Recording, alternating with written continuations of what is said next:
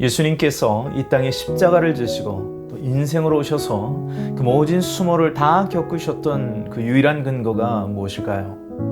그 영적 해답은 결혼 관계를 통해 가장 직접적이고도 온전한 이해를 할 수 있습니다. 예수님은 신랑으로서 신부를 취하시려고 이 땅에 오신 것입니다. 바로 그것이 주님과 교회와의 관계라는 것입니다. 신랑과 신부의 관계라는 것입니다.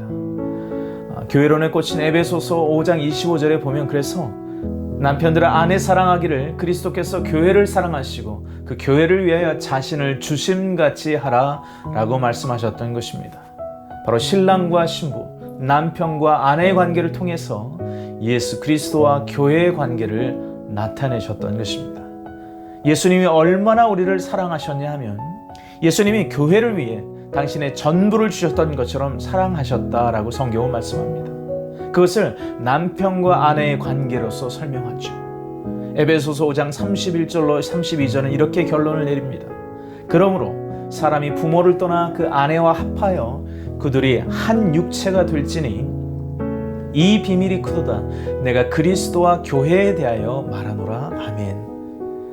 사실 에베소서를 통해 언급한 아내와 남편의 관계를 통해 주님이 진정으로 말씀하시고자 했던 바가 무엇입니까?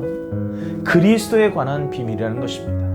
예수님이 왜 이 땅에 그 모진 수모를 당하셨는가? 예수님이 하나님의 근본 본체이신데 왜 인생으로 오셔서 이 땅에 그 모든 역사를 행하셨는가?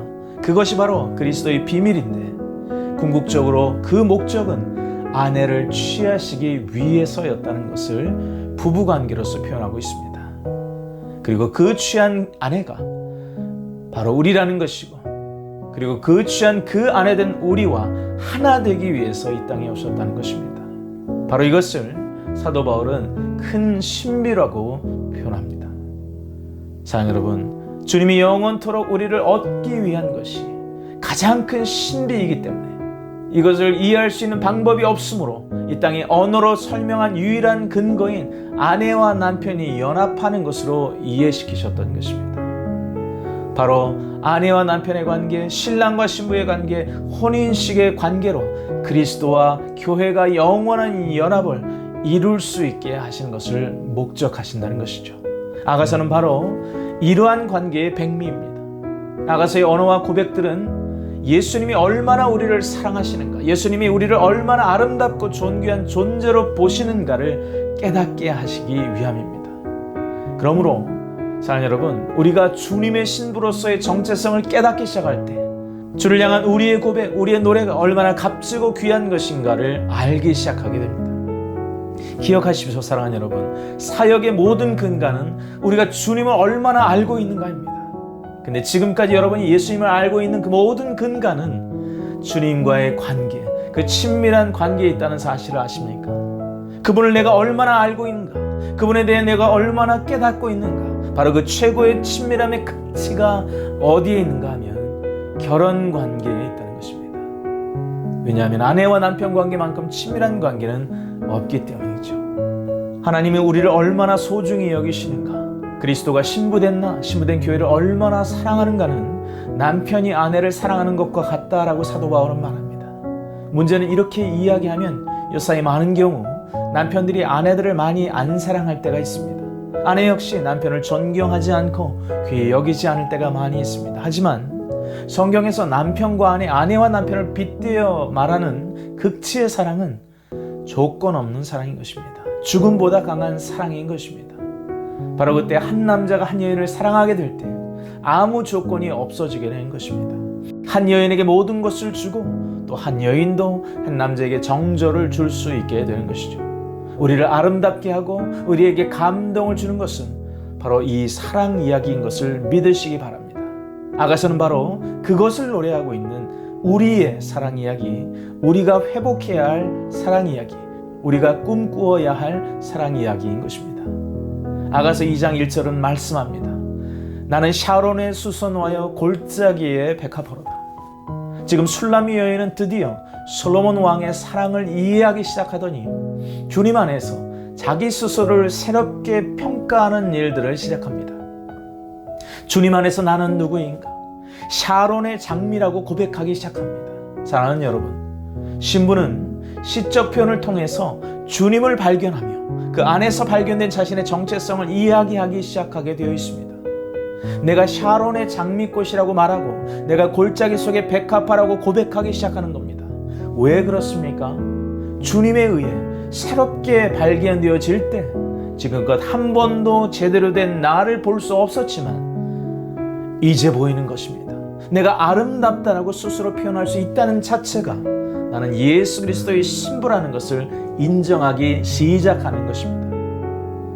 내가 정말 아름답고 존귀한 존재요, 내가 주님의 사모함을 받을 자요, 내가 주님 앞에 설 때 아름다운 존재라는 것을 깨닫기 시작하는 것입니다. 그러면서 내가 또한 영원히 기업을 이어받을 자라고 이야기하기 시작합니다. 사랑하는 여러분, 우리가 하나님 아버지와 그 아들에게 내주하시는 성령님으로부터 약속의 기업이라는 사실을 믿습니까?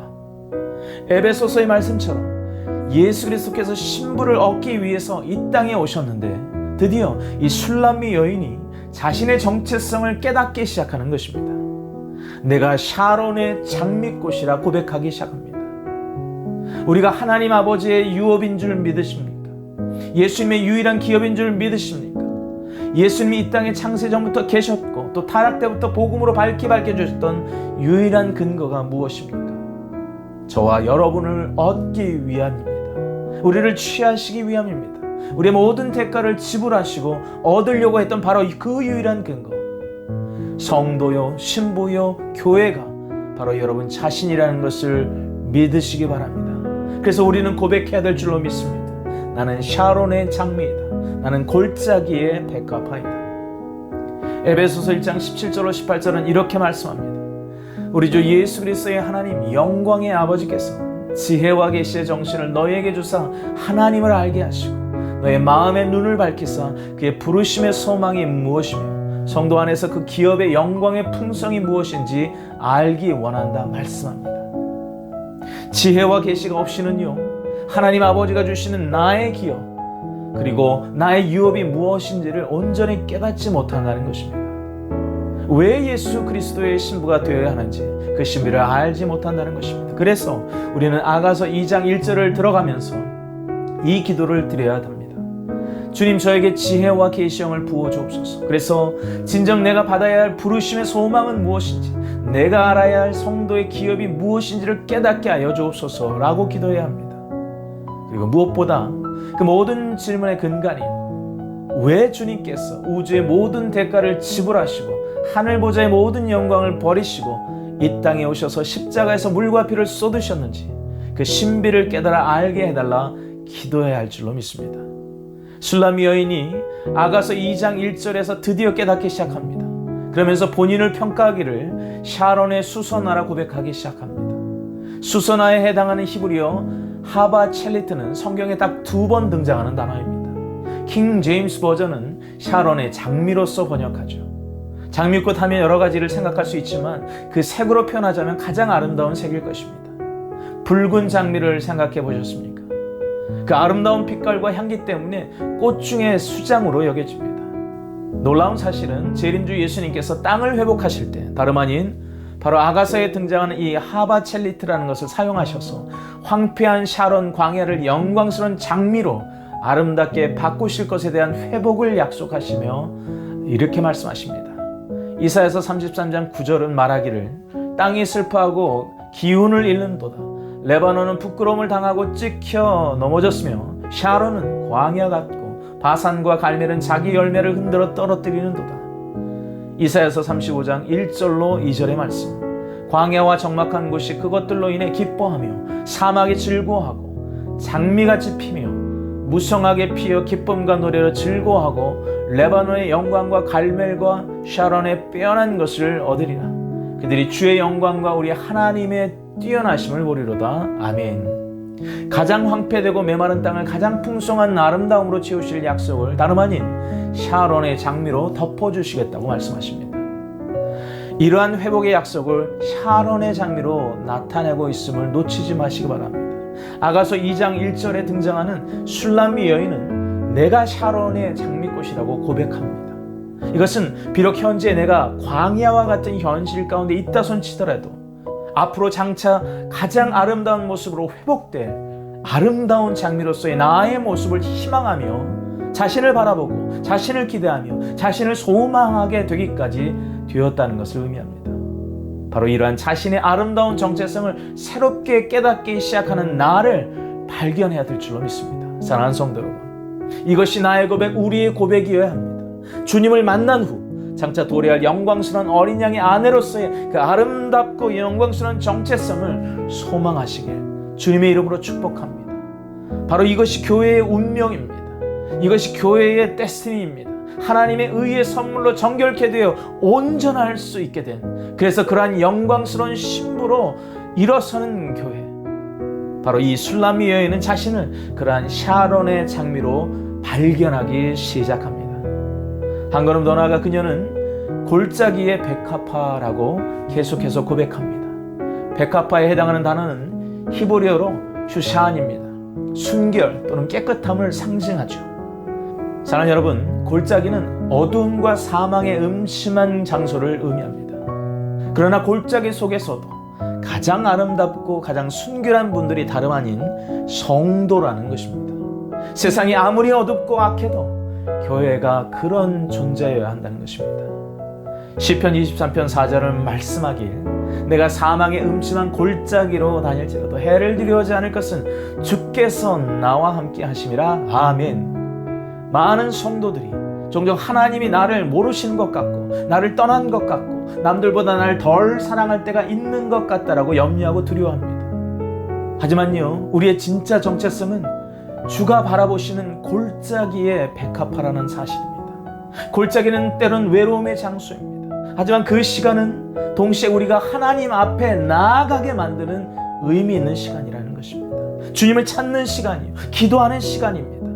그래서 진짜 성도는 힘겨워 주 앞에 기도할 때 어느덧 어두운 골짜기의 시즌을 지나서 백합화처럼 활짝 피어나게 되는 존재입니다.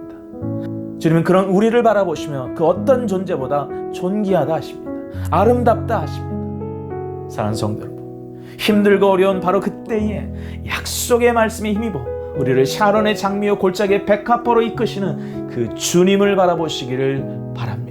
그리고 이렇게 자신의 정체성을 고백하시길 바랍니다. 나는 샤론의 장미요 골짜기의 백합화로다. 할렐루야. 아멘. 연예서 주님은 아가서 2장 2절에서 이러한 우리를 마음 다해 화답해 주십니다.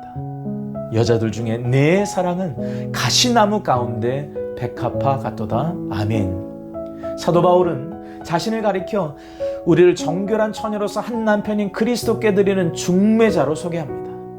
우리는 백합화와 같은 순결한 그리스도의 신부로서 준비해야 한다는 것입니다.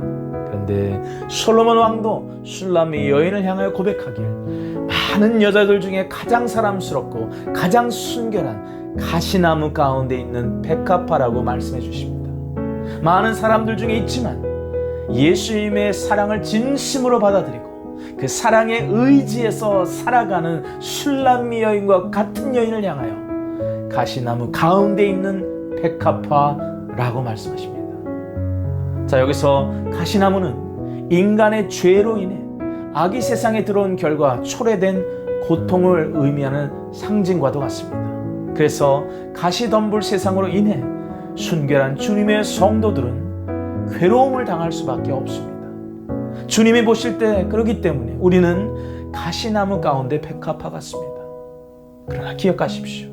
가시나무 가운데 있기 때문에 그 아픔도 그 고통도 당연히 있을 수밖에 없지만 가장 아름다운 향기를 내뿜으며 그 가운데서도 그 시즌 가운데서도 백합화 안에서 골짜기에 사는 야생동물과 골짜기에 있는 곤충들을 먹일 수 있는 달콤한 꿀을 가지고 있다는 사실을 놓치지 마십시오.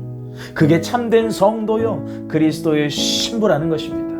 사랑하는 성도 여러분, 주님이 여러분을 얼마나 사랑하시는지를 이 약속의 말씀을 통해서 깨닫고 알고 경험하고 믿으시길 예수님의 이름으로 축원합니다. 우리의 가장 아름답고 가장 고귀하며 가장 영원한 정체성은 무엇입니까? 믿으시기 바랍니다. 나는 사랑받는 자이며 나는 사랑하는 자이다. 누구를 사랑합니까? 하나님을 사랑하는 자인 것입니다. 그리고 나는 사랑받는 자인데 누구에게 사랑받는 자입니까? 하나님으로부터 사랑받는 자인 것입니다. 아가서 2장 2절에서의 주님의 화답송의 내용이 바로 여기에 있습니다. 사랑하는 성도 여러분, 여러분이 바로 예수님의 연인이심을 믿으시기 바랍니다. 그것 때문에 그것을 이루시기 위해서 하늘 보좌를 버리시고 이 땅에 오신 것입니다. 예수님이 오늘 이 방송을 시청하시는 여러분 모두에게 다시금 주님을 사랑하는 연인 관계로 초청하고 계시는 줄 믿으시기 바랍니다. 그래서 예수님께 사랑받는 연인을 누구라고 부르십니까? 바로 그리스도의 신부라 불러주십니다. 예수님이 십자가에서 대가를 지불하시고 이 땅의 신부를 취하려고, 그리고 교회를 취하려고 오신 바로 그 당사자, 바로 여러분인 것입니다. 그러한 여러분의 진짜 정체성이 무엇입니까? 기억하십시오. 신랑을 무척이나 사랑하는 연인이기에 나는 사랑하는 자이며 나는 사랑받는 자라고 지금도 새롭게 고백할 수 있는 여러분인 것입니다.